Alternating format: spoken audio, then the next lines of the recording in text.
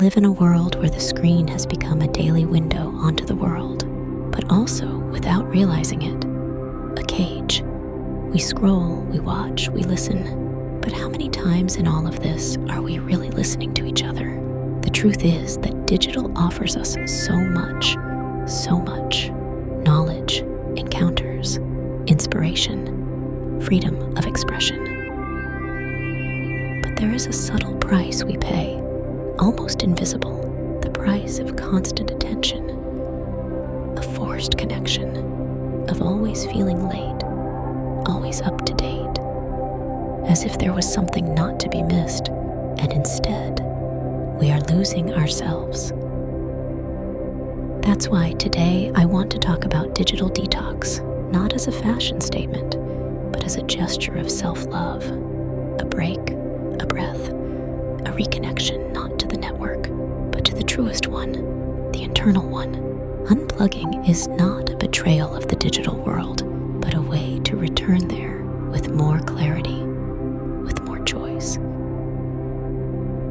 Every time you leave your phone aside for an hour, for an afternoon, for a day, you're saying, my energy is valuable, my silence is sacred. For creators like me, and maybe even you, this break can be scary. There is the pressure of the algorithm, the fear of disappearing, the feeling that the public forgets. But after all, what is left if we create only to not be forgotten?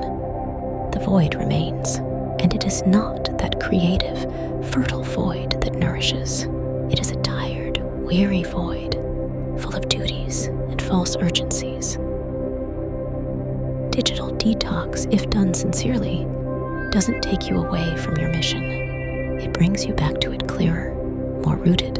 It helps you recognize what truly nourishes you from what consumes you, what awakens you from what anesthetizes you. And also as spectators, as consumers, we have this power. Choose when to be present and when to let go to get back to feeling life live. Because if you think about it, the most authentic emotions do not vibrate in pixels. They vibrate in the skin, in the breath, in slow time. In this digital space, I don't just want to offer you content. I want to offer you the opportunity to slow down, to breathe with me, to recognize that even wisdom needs empty space to flourish. And when you come back after a day, a week, or a month, you are not the same anymore. And also, the way you watch a video or you hear a voice become freer, more aware, more yours. This is the real connection, not the constant one, but the chosen one.